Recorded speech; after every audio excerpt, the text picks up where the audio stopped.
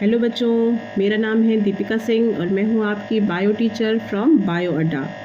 Okay बेटा, आज का टॉपिक है हमारा ये सीबीएसई का साइंस में 7 चैप्टर है कंट्रोल एंड कोऑर्डिनेशन। ठीक है, अभी तक बेटा हमने क्या क्या पढ़ लिया? अभी तक हमने पढ़ लिया हमारी बॉडी में क्या क्या फंक्शन होते थे लाइफ प्रोसेस में, जैसे रेस्पिरेशन है, डाइजेशन है, एक्सक्रीशन है ना। ये बहुत सारे प्रोसेस हमारी बॉडी में एक साथ चलते हैं। और इनके अलावा आज हम इसके अलावा क्या पढ़ेंगे? इसमें 2 चीज़ें हम लोग और इन्वॉल्व करेंगे। क्या क्या इन्वॉल्व करेंगे बेटा? एक तो हम इन्वॉल्व करेंगे कि न्यूरॉन्स, ठीक है, वो क्या है, और दूसरा क्या पढ़ेंगे? इंडोक्राइन सिस्टम पढ़ेंगे। ठीक है, तो न्यूरॉन्स में हम क्या पढ़ेंगे? हम न्यूरॉन्स में पढ़ेंगे नर्व सेल्स, ठीक है, और इंडोक्राइन सिस्टम में हमारी जितनी भी ग्लैंड्स हैं आज हम उनको डिस्कस करेंगे। ठीक है, तो चलिए आज का टॉपिक हम शुरू करते हैं बेटा। ये देखिए एक फ्लो चार्ट है जिसको हमने बनाया है, ठीक है, इसको हम पहले समझ लें फिर उसके आगे इसको शुरू करते हैं। अब देखिए बेटा, आज का टॉपिक है हमारा कंट्रोल एंड कोऑर्डिनेशन। ये 2 वर्ड्स से मिलकर बना हुआ है। ठीक है, कौन कौन से वर्ड से मिलकर बना है? कंट्रोल और दूसरा क्या है? कोऑर्डिनेशन। कंट्रोल से मतलब है हमारा कि हम अपनी बॉडी को कैसे कंट्रोल करते हैं, ठीक है, कौन से ऑर्गन इन्वॉल्व होते हैं, कितना कंट्रोल करते हैं, ये सारी चीज़ें इसमें समझेंगे। दूसरा क्या है? कोऑर्डिनेशन। कोऑर्डिनेशन से क्या मतलब है? हमारी बॉडी में जो भी फंक्शन चल रहे हैं, एक साथ बहुत सारे फंक्शन चलते हैं। डाइजेशन भी होता रहता है, सर्कुलेशन भी होता रहता है, रेस्पिरेशन भी हम करते रहते हैं, फिर एक्सक्रीशन भी होता है। तो ये सारे प्रोसेस एक साथ एक ही बॉडी में कैसे चल रहे हैं और एकदम एग्जैक्ट चल रहे हैं। ठीक है, कैसे चल रहे हैं? तो इनमें आपस में एक कोऑर्डिनेशन होता है। ठीक है, आपस में ये एक दूसरे के साथ कोऑर्डिनेट करके किसी भी काम को अच्छे से कंप्लीट करते हैं। ठीक है, तो ये कोऑर्डिनेशन जो होता है बेटा, आज हम उसके बारे में भी पढ़ेंगे कि कैसे एक ऑर्गन दूसरे ऑर्गन के साथ कोऑर्डिनेट करता है। ठीक है, कैसे वो सारे लाइफ प्रोसेस को कंप्लीट करता है। ऐसा तो कभी नहीं होता ना कि आप खाना खा रहे हो तो रेस्पिरेशन ही नहीं कर पा रहे हो, आप रेस्पिरेशन भी आराम से करते हो, या आप खाना खा लियो रेस्पिरेशन भी करो लेकिन डाइजेशन ही ना हुआ हो। ऐसा भी नहीं होता। जो आप फूड खाते हो उसका डाइजेशन भी होता है। मतलब जो भी लाइफ प्रोसेस के लिए जो भी वाइटल प्रोसेस है वो सारे कंप्लीट होते हैं। तो कैसे कंप्लीट होते हैं, ठीक है, ये सारी चीज़ें आज हम देखेंगे। ठीक है, तो पहले अब अगर इसको हम थ्योरी में देखें कि इसमें क्या है, कैसे इसको हम एक्सप्लेन कर सकते हैं कंट्रोल और कोऑर्डिनेशन को, तो देखो बेटा कैसे बोलोगे आप? इसको लिख सकते हैं कि the process of working together of various part of body in a regulated manner. ठीक है, रेगुलेटेड मैनर लिखना आपको बहुत ज़रूरी है। आप अपनी लैंग्वेज में भी इसको बना के लिख सकते हो, लेकिन ये वर्ड आप यूज़ कर लेना तो अच्छे से क्लियर हो जाएगी थ्योरी। ठीक है, the process of working together of various part of body in a regulated manner is called control and coordination. ठीक है, ये बात क्लियर है। अब देखो बेटा, इसमें हमें क्या क्या पढ़ना है? हमने बताया आपको, हमें न्यूरॉन्स पढ़ना है जो कि नर्व सेल्स में है। ठीक है, इसमें हमें प्लांट का भी पढ़ना है और एनिमल्स में हम ह्यूमन है ही हैं। ठीक है, तो न्यूरॉन्स पढ़ेंगे और दूसरा क्या है? हार्मोनल पढ़ेंगे। ठीक है, जो इसको केमिकल भी कहते हैं। तो अब नर्व्स में क्या होगा? नर्व्स में हमारी नर्व इम्पल्सेस के थ्रू जो मैसेज ट्रांसमिट होते हैं, ठीक है, उनके बारे में देखेंगे। जो नर्व्स है इसमें न्यूरॉन सेल का हमें पढ़ना है, मेन जो स्ट्रक्चर है हमें न्यूरॉन्स का इसमें पढ़ना है। ठीक है, और एक चीज़ और इसमें आप देख लो, जो न्यूरॉन्स में डिफरेंस अगर आपको समझना हो इन दोनों में याद रखने के लिए, देखो बहुत अच्छा तरीका है।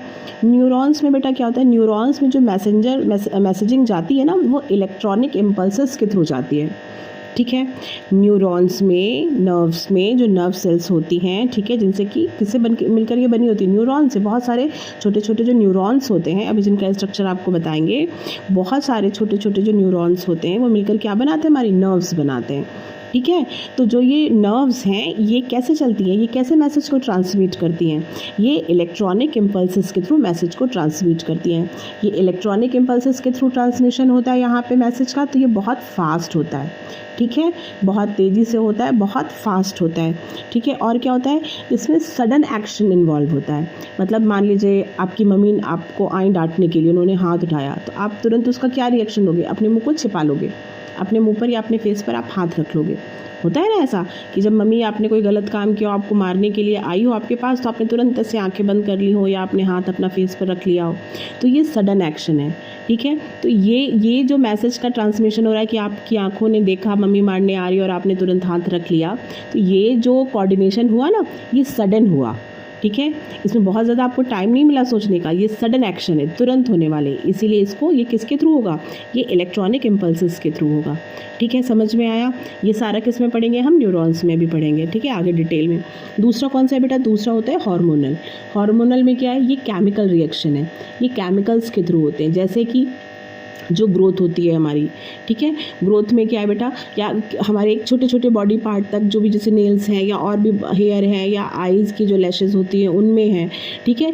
ये यहाँ तक सारे जो नर्व्स जाती हैं, तो बेटा हर जगह से ये जो न्यूरॉन्स है ना वो हर जगह नहीं पहुँच पाते, ठीक है। तो उनके लिए यहाँ पर क्या होता है, ये थोड़ा स्लो प्रोसेस होता है, ये धीरे, जैसे कि जो ग्रोथ होती है वो धीरे धीरे होने वाला प्रोसेस है। ये नहीं कि सडन हो जाएगी, आज आप 2 साल के हो और आपकी 2 फुट हाइट है तो आप बस तुरंत ही आप हो जाओगे कि 4 फुट के हो जाओ, ऐसा नहीं होगा। ये धीरे धीरे होने वाले प्रोसेस हैं, ठीक है। इनमें थोड़ा टाइम लगता है। इनमें कौन सा होता है, इनमें मैसेजिंग जो होती है ये केमिकल हार्मोन्स के थ्रू होती है और ये थोड़ी स्लो होती है, ठीक है। दोनों में डिफरेंस समझ में आ गया। इसमें इलेक्ट्रॉनिक इम्पल्सेस के थ्रू, इनमें केमिकल्स के थ्रू। इसमें फास्ट होती है मैसेजिंग और इसमें थोड़ी स्लो होती है, ठीक है। क्लियर है ये बात। चलो अब इसके बाद हमें क्या पढ़ना है बेटा, ये न्यूरॉन्स में जो नर्व सेल्स हैं उसके बाद हमें इसको 2 पार्ट्स में डिवाइड किया गया है, ठीक है। किसमें एक CNS और दूसरा कौन सा है, PNS, सेंट्रल नर्वस सिस्टम, और दूसरा कौन सा है, peripheral nervous system. Central nervous system कौन से होते हैं बेटा, सेंट्रल नर्वस सिस्टम उनको कहा जाता है जो हमारी बॉडी के सेंटर में होते हैं, ठीक है। आप जैसे आप बैठे हो, ठीक है। अब आप इमेजिन करो आपकी बॉडी का सेंटर पार्ट क्या है बेटा, आपकी बॉडी का सेंटर पार्ट है आपका जैसे ये ब्रेन, ठीक है। ये आपका जो ब्रेन है ये आपकी बॉडी का सेंटर है, ठीक है। अब उसके नीचे यहाँ पर क्या है, ब्रेन से अटैच है हमारी स्पाइनल कॉर्ड, ठीक है। ये बॉडी के बीच में है, आप फील करो आपकी जो स्पाइनल कॉर्ड है ठीक आपके पीछे बैक साइड से होते हुए नीचे की ओर जाती है, ठीक है। तो ये हमारी क्या है, स्पाइनल कॉर्ड, ठीक है। तो इन दोनों को, ब्रेन को और स्पाइनल कॉर्ड को, इनको कॉमनली क्या कहा जाता है, इनको कहा जाता है CNS, central nervous system. Clear है ये बात। ब्रेन को और स्पाइनल कॉर्ड इनको कहा जाता है CNS, central nervous system. Clear है। ये बीच में होती है हमारी बॉडी के बीच में, ब्रेन और ब्रेन के नीचे स्पाइनल कॉर्ड, ठीक है। अब पेरिफेरल क्या होते हैं बेटा, पेरिफेरल उनको कहते हैं जैसे ब्रेन से जो नर्व्स निकलती हैं, ठीक है। मेन तो ये है CNS, सेंट्रल नर्वस सिस्टम। अब सेंट्रल नर्वस सिस्टम से जो भी नर्व्स निकलती हैं, ठीक है, उनके चारों तरफ से, चाहे वो ब्रेन हो और चाहे वो स्पाइन हो, ठीक है, ये सारी नर्व्स हमारे पूरी बॉडी में जाती हैं, ठीक है। तो जो ये निकलने वाली, जो साइड से निकलने वाली है ना, इनको पेरिफेरल कहा जाता है, PNS, पेरिफेरल नर्वस सिस्टम। इनको क्या बोलते हैं, इसको बोलते थे हम लोग CNS, इनको बोलते हैं PNS, peripheral nervous system. Clear है। अगर आपसे डिफरेंस पूछे क्या है, तो एक होता है सेंट्रल नर्वस सिस्टम जो कि बॉडी के हमारे मिड से जाता है, ब्रेन और स्पाइनल कॉर्ड, ठीक है। और दूसरा क्या होता है, PNS, वो क्या होता है, जो कि CNS के साइड्स से निकलती हैं नर्व्स, ठीक है। सेंट्रल नर्वस सिस्टम जैसे कि ब्रेन और स्पाइनल कॉर्ड के से निकलने वाली जो नर्व्स हैं उनको कहा जाता है PNS, पेरिफेरल नर्वस सिस्टम, ठीक है। क्लियर है इतनी बात। चलो आगे देखते हैं। तो इसमें हमें क्या क्या पढ़ना है बेटा, एक हमें पढ़ना है सेंट्रल नर्वस सिस्टम और दूसरा क्या पढ़ना है, पेरिफेरल नर्वस सिस्टम। अब देखो सेंट्रल नर्वस सिस्टम में हमें आगे डिटेल में उसमें क्या पढ़ना है, सेंट्रल नर्वस सिस्टम को भी 2 पार्ट में बांट दिया गया है, एक ब्रेन का पार्ट है और दूसरा स्पाइनल कॉर्ड का। जैसे कि अभी हमने बताया था कि एक ब्रेन है और एक स्पाइनल कॉर्ड है, दोनों मिलाकर क्या बने, CNS। तो इनके 2 पार्ट हो गए। क्लियर है ये दोनों पार्ट। अब इसमें हम ह्यूमन में देखेंगे ब्रेन का और स्पाइनल कॉर्ड का कि कैसे ये वर्क करते हैं और कैसे ये फंक्शन करते हैं। क्लियर है। इनका इसके बारे में डिटेल अभी हम लोग आगे पढ़ेंगे चैप्टर में, ठीक है। बहुत इजी है, घबराने की ज़रूरत नहीं है कि आप सोच रहे हो बहुत लंबा चैप्टर है या फिर बहुत लेंदी हो जाएगा, नहीं, क्लियर होगा। बहुत आराम से धीरे धीरे पढ़ेंगे हम लोग साथ में और बहुत अच्छे से क्लियर हो जाएगा, कहीं कन्फ्यूज़न नहीं रहेगी। बस आप स्टेप वाइज उसको समझते चलो, ठीक है। पहले हम ये फ्लो चार्ट से समझ लेंगे कि हमें पढ़ना क्या क्या है और कैसे कैसे पढ़ना है, फिर आगे उसके डिटेल स्ट्रक्चर के साथ समझ लेंगे, ठीक है। तो पहले क्या था हमारा, फिर से देख लो कि जो हमारा हमें चैप्टर है कंट्रोल एंड कोऑर्डिनेशन, इसमें क्या है, हमारे 2 पार्ट है, ठीक है। पहला कौन सा है, न्यूरॉन्स का है और दूसरा कौन सा है, हार्मोन्स का है, ठीक है। अब देखो जो नर्व्स वाला है, न्यूरॉन्स जिसमें हमें पढ़ना है, उसका स्ट्रक्चर अभी पढ़ेंगे हम आगे। इसको 2 पार्ट में बांटा है, कौन कौन सा, सेंट्रल नर्वस सिस्टम, ठीक है, और दूसरा कौन सा था, पेरिफेरल। ये दोनों का पढ़ना है हमें। सेंट्रल नर्वस सिस्टम को भी 2 पार्ट में डिवाइड किया गया है, ब्रेन और स्पाइनल कॉर्ड, जिसको भी हम आगे डिटेल पढ़ेंगे। अब इसके बाद देखो बेटा, इसमें आते हैं पेरिफेरल में। पेरिफेरल याद है, जो CNS के साइड से निकलती थी, ये वाला स्ट्रक्चर, ठीक है। इनको क्या बोलते हैं, इनको बोलते हैं पेरिफेरल, ठीक है। ये पेरिफेरल नर्वस सिस्टम को भी अब देखो आगे 2 पार्ट में बांटा है। कौन कौन से पार्ट है ये, एक है क्रेनियल नर्व्स, ठीक है, और दूसरा कौन सा है, स्पाइनल नर्व्स। देखो ध्यान से सुनो, क्रेनियल नर्व्स जो ब्रेन से निकलती हैं, ठीक है, पेरिफेरल तो याद है ना, ये देखो पेरिफेरल। अब जो केवल ब्रेन से निकलती हैं इनको क्या बोलते हैं बेटा, इनको बोलते हैं क्रेनियल नर्व्स, ठीक है, जो ब्रेन से निकलती हैं। अब जो स्पाइन से निकलती हैं इनको क्या बोलते हैं, इनको बोलते हैं स्पाइनल, ठीक है। ब्रेन से निकलने वाले को क्रेनियल और स्पाइन से निकलने वाले को स्पाइनल नर्व्स। क्लियर है ये बात। पेरिफेरल को दो पार्ट में डिवाइड किया गया, क्रेनियल और स्पाइनल नर्व्स में, ठीक है, ये बात ठीक है, क्लियर है। चलो आगे देखते हैं हम। अब देखो क्रेनियल नर्व जो ब्रेन वाली थी, अब उसको भी फर्दर दो में डिवाइड किया गया है। अब ब्रेन से सोचो, आप अपने ऊपर इमेजिन करो, जो आपका ब्रेन है, ठीक है, ब्रेन से भी दो तरीके की नर्व निकली, ठीक है, स्पाइनल कॉर्ड से तो निकल रही है, लेकिन ब्रेन से भी जो नर्व्स निकल रही हैं वो दो तरीके की हैं। अब ब्रेन हमारा क्या है, दो तरीके से कैसे काम करता है, देखो, एक होती है सोमैटिक और दूसरी होती है ऑटोमेटिक। नाम ऑटोनॉमिक होता है, लेकिन याद रखने के लिए आप ऑटोमेटिक याद रखो तो इजीली आपको ध्यान आ जाएगा, ठीक है। अभी बताते हैं, वैसे नाम ऑटोनॉमिक है, ठीक है। फिर से देखो, जो क्रेनियल नर्व्स हैं जो ब्रेन से निकलती हैं उनको दो पार्ट में डिवाइड किया गया है, पहला है सोमैटिक और दूसरा है ऑटोनॉमिक, ठीक है। सोमैटिक नर्व्स और ऑटोनॉमिक, ठीक है। अब देखो सोमैटिक नर्व कौन सी होती है बेटा, सोमैटिक वो होती हैं जिनको हम वॉलेंट्री कहते हैं। सोमैटिक कौन सी होती हैं, वॉलेंट्री। अब देखो इसमें ऑटोनॉमिक हमने इसीलिए उसको बोला था ऑटोमेटिक से याद रखना। मान लो आपको ये न याद आए कि सोमैटिक नर्व्स कौन सी होती है, याद रखने का केवल तरीका बता रहे हैं, नाम तो आपको रटने ही पड़ेंगे, ठीक है। ऑटोनॉमिक को इसलिए कह रहे हैं कि ऑटोमेटिक याद रखना दिमाग में, कि ऑटोमेटिक जो काम अपने आप हो जाते हैं। ऑटोमेटिक का क्या मतलब होता है, अपने आप होने वाला, ठीक है। तो हमारी बॉडी में अपने आप जो काम हो जाते हों, ठीक है, वो आते हैं इस नर्व सिस्टम के अंदर, ऑटोनॉमिक। फिर से समझ लो, ध्यान से सुनो, कहने का सेंस है कि इसका नाम ऑटोनॉमिक है, लेकिन याद रखने के लिए आप ऑटोमेटिक बोलोगे अपने मन में ना, तो तुरंत आ जाएगा कि इसका मतलब क्या था। ऑटोनॉमिक मतलब, मान लो ऑटोमेटिक, आपकी बॉडी में ऑटोमेटिक कौन से काम होते हैं, जैसे आप ब्रीद करते हो, आप सांस लेने के लिए सोचते थोड़ी ना हो, प्लान थोड़ी ना करते हो कि अभी अभी लेनी है, अरे नहीं अभी रुकनी है, ये अपने आप होता रहता है। आप सोते रहो, आप जागते रहो, आप खेलते रहो, आप खाते रहो, ये अपने आप होगा। डाइजेशन, आप थोड़ी ना सोचते हो कि नहीं डाइजेस्ट शुरू करो या फिर रुक जाओ, ऐसा नहीं करते ना, ये अपने आप होने वाले प्रोसेस है। ब्लड प्रेशर हाई हो रहा है, लो हो रहा है, ये सारी चीज़ें, या फीवर आ रहा है, ये सारी चीज़ें आपके कंट्रोल में नहीं है, ये अपने आप होती हैं, ठीक है। एक्सक्रीशन है, ये अपने आप बॉडी डिसाइड करती है, ठीक है, ये अपना बॉडी क्लॉक है, ये आप डिसाइड नहीं करते हो। तो ये सारे काम जो होते हैं, जैसे डाइजेशन है, एक्सक्रीशन है, ठीक है, रेस्पिरेशन है, ये सारे प्रोसेस किसके अंदर आएंगे, ऑटोनॉमिक नर्वस सिस्टम, मतलब जो काम बॉडी अपने आप करती है। क्लियर है। ठीक अपोजिट सोमैटिक, जो बॉडी अपने आप नहीं कर सकती है, वॉलेंट्री, जो आप अपनी इच्छा से करो, जिस पर आपका कंट्रोल हो। जैसे कि कोई हमें, किसी ने, हमारे मम्मी आई मारने के लिए, हमने रोक दिया, ठीक है, आपने किसी को खतरा कहीं देखा, कोई डॉगी आपके पीछे हो गया, आप भागने लगे, ठीक है। तो ये सारे फंक्शन जो हुए, जो आप कंट्रोल कर सकते हो, आपको कब खाना है, आप उठाकर ये खाना है कि ये खाना है, ये सारी चीज़ें, ठीक है। तो ये कौन से हैं, ये सोमैटिक में आएंगे। दोनों में डिफरेंस समझ में आ गया। सोमैटिक जो आप अपने मन से, जिस पर आपका कंट्रोल हो, ठीक है, ये वो है वॉलेंट्री। और इनवॉलेंट्री में क्या है, जिस पर आपका कंट्रोल नहीं है, ऑटोमेटिक आपकी बॉडी खुद कर लेती है। ऑटोमेटिक से याद रखना, ऑटोनॉमिक, ओरिजिनल नेम, इसका सही नेम ऑटोनॉमिक है। ओके, चलो ये क्लियर है। ये किस में था, क्रेनियल, जो ब्रेन से निकलती हैं वो दो तरीके की होती हैं, एक होती है सोमैटिक और दूसरी होती है ऑटोनॉमिक नर्व सिस्टम, ठीक है, क्लियर है। अब देखो बेटा, ऑटोनॉमिक जो होती है ना, ऑटोनॉमिक जो सेकंड वाली थी, जो ऑटोमेटिक, जो अपने आप होती, जो बॉडी अपने आप करती, अब उनमें भी दो टाइप हैं, ठीक है।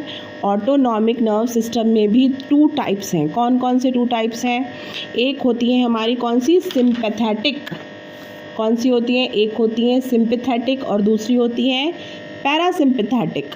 फिर से सुनो, ब्रेन से दो निकली, कौन सी निकली, सोमैटिक और ऑटोनॉमिक, ठीक है। सोमैटिक कौन सी थी, जिनको हम कंट्रोल कर सकें, ठीक है, जिनको हम खुद से कंट्रोल कर सकें। और ऑटोनॉमिक कौन सी थी, जिनको हमारी बॉडी खुद अपने आप ही करती, जिन पे हमारा कंट्रोल नहीं है, ठीक है। अब जिन पे हमारा कंट्रोल नहीं है वो भी दो टाइप के हैं, ठीक है, कौन कौन सी है? एक है सिंपैथेटिक और दूसरी है पैरासिम्पैथेटिक। अब ये सिंपैथेटिक कौन सी होती हैं? अब देखो एग्जाम्पल से इसको समझते हैं। सिंपैथेटिक वो होती हैं बेटा, इनको शॉर्ट में हम लोग कहते हैं फाइट एंड फ्लाइट। क्या कहते हैं? पहले आप इसको एक बार देख लो, फिर हम आगे समझाते हैं। अगर आपको इसका स्क्रीनशॉट लेना हो तो आप आराम से ले सकते हो, ठीक है? ले लिया? चलो ठीक है, अब आगे देखो बेटा। अब आगे हम लोग देखेंगे कि ये सिंपैथेटिक और पैरासिम्पैथेटिक ये क्या है। देखो सिंपैथेटिक वो वाली होती हैं जिनको हम कहते हैं फाइट एंड फ्लाइट। अब ये क्या वाला है? देखो फाइट एंड फ्लाइट से सेंस ये है कि सिंपैथेटिक जहाँ पर होती है ना बेटा, तो वहाँ पर आपको कहती है या तो लड़ो, सेंस इसका ये है कि या तो लड़ो या तो भागो। मतलब आपको या तो बहुत बूस्ट कर देंगी, ठीक है, ये नर्व्स जो होती हैं, ठीक है, जो ब्रेन से सिंपैथेटिक नर्व्स होती हैं, इसमें क्या होता है? इसमें फाइट एंड फ्लाइट से कहने का मतलब है आपको बहुत एनर्जाइज कर देंगी, ठीक है। जैसे कैसे? मान लो आप कहीं जा रहे हो, ठीक है, अचानक से आपने देख लिया कि कोई डॉग या काऊ कोई आपके पीछे पड़ गई। अब आप भाग रहे हो, ठीक है, आप भागोगे। नॉर्मली आप देख के डर गए हो, अगर किसी भी चीज़ से डर गए हो तो फिर आप भागोगे। अब आप भागते भागते थक गए, ठीक है, लेकिन आप ध्यान करो, जब ऐसी कंडीशन आती है तो आप थकते नहीं हो। जब आपको लगता है कि अरे ये तो मेरी बात जान पर बन गई, अगर हम रुक जाएंगे तो ये हमें काट लेगा या ये हमें आदमी मार देगा, तो ऐसी कंडीशन में क्या होता है? आपकी एनर्जी अपने आप बूस्ट हो जाती है। आपको सोचना नहीं पड़ता, या आपको उसके लिए घर से एक्स्ट्रा फीड करके या कुछ रास्ते में कह रहे प्यास लग गई है, रुको रुको, अभी तो दौड़ना नहीं है, अभी तो पानी पीना है, लेकिन पीछे कुत्ता लगा है, आप कैसे पानी पिएंगे? ऐसे समय में ना भूख लगती है ना प्यास लगती है।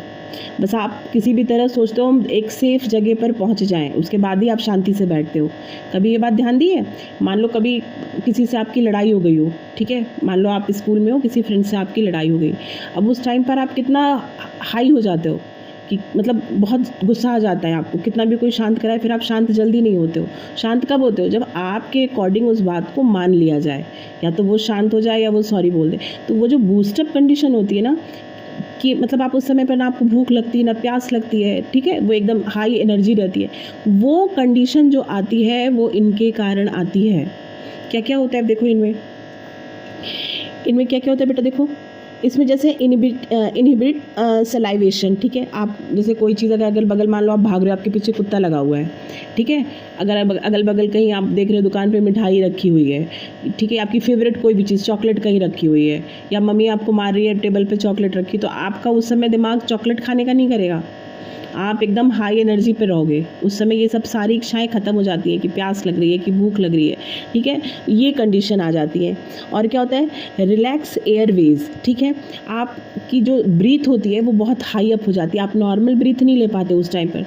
कभी ध्यान देना कि जब कभी आपको गुस्सा आया हो या ऐसी कंडीशन हो, आप भाग रहे हो, दौड़ रहे हो अपनी सेफ्टी के लिए, तो वो रिलैक्सिंग वाली ब्रीथ नहीं होती, वो बढ़ जाती है। और क्या होता है बेटा? देखो increase heart beat, inhibited stomach activity, कम हो जाती है पेट की, जैसे वो भूख लगने वाली एक्टिविटी, ठीक है, इस टाइम पर आपकी बॉडी एकदम आपको बूस्ट कर देती है, ठीक है, आपकी पलकें नहीं झपकेंगी, ठीक है, आप पूरा फोकस रहोगे अपने चीज़ पर कि हमको बस किसी तरह सेफ जगह या सेफ साइड पर या सेफ सिचुएशन में आना है।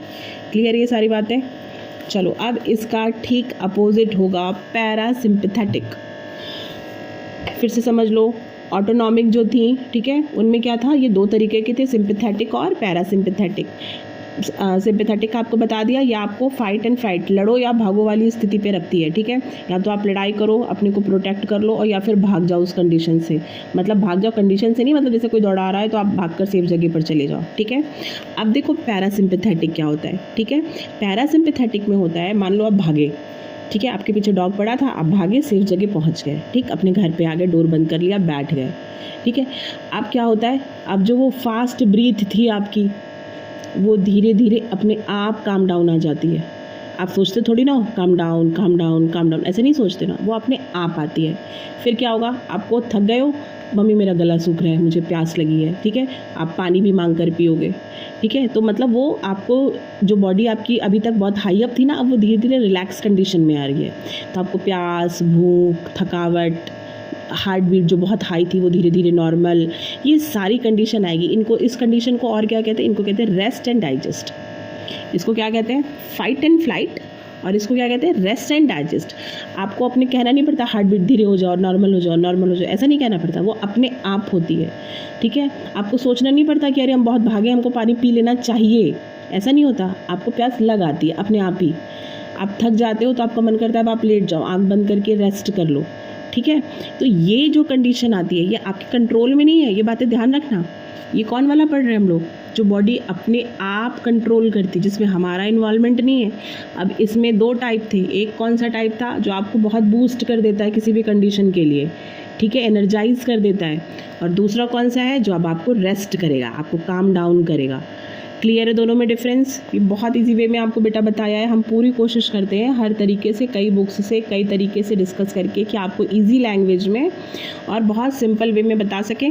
मेरे नोट्स ज़रूर आपको रफ लग रहे होंगे बेटा, क्योंकि मेरा बेबी बहुत छोटा है तो जल्दी जल्दी में हमसे ऐसे ही बन पाता है। अभी कोशिश करेंगे कि आने वाले नए सेशन से हम थोड़ा और इसको क्लियर करके आपको दिखा सकें, लेकिन आप थ्योरी को अच्छे से सुनो हमसे, आपको बिल्कुल कॉन्सेप्ट क्लियर हो जाएगा। कोई दिक्कत तो आप दोबारा उसको रिवाइंड करके सुना करो, ठीक है। तो ये क्लियर है आपको, सिंपैथेटिक और पैरासिम्पैथेटिक, ठीक है। सिंपैथेटिक फिर से समझ लो, सिंपैथेटिक कौन सा था, फाइट एंड फ्लाइट, आपको बूस्ट एनर्जाइज करने वाला था, ठीक है। ये भी आपके कंट्रोल में नहीं है कि आप डॉग के देख के भाग रहे हो तो वो आप भागोगे ही, आप रुकोगे ही नहीं, ठीक है। रुकोगे तो क्योंकि आपको पता है वो आपको काट लेगा, ठीक है। तो ऐसी कंडीशन में क्या करोगे आप, पूरा मेहनत, पूरा सब भूख प्यास भूल के भागोगे।